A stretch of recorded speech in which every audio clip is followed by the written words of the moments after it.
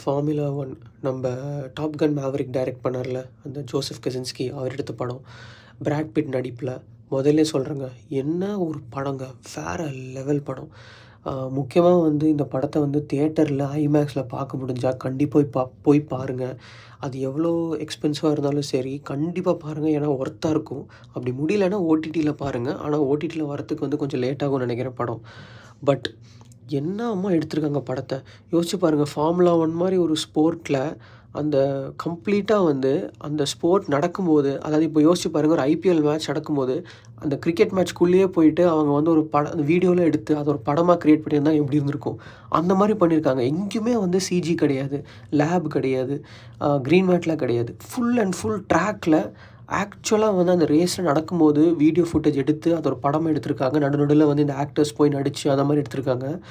அந்த வண்டி 300 kilometres per ஹவர்ல போற வண்டியில எப்படி தான் அந்த கேமரா வச்சு அந்த ஸ்பீட கேப்சர் பண்றது, எப்படி எடுத்திருக்காங்கங்கிறது தெரியல. ஃபார்முலா 1 பத்தி என்னன்னு தெரியாதவங்க கண்டிப்பா இந்த படம் பார்த்தா அத என்னன்னு தெரிஞ்சுக்கணுங்கிற ஒரு இன்ட்ரெஸ்ட் வரும் எனக்கு வந்த மாரியே.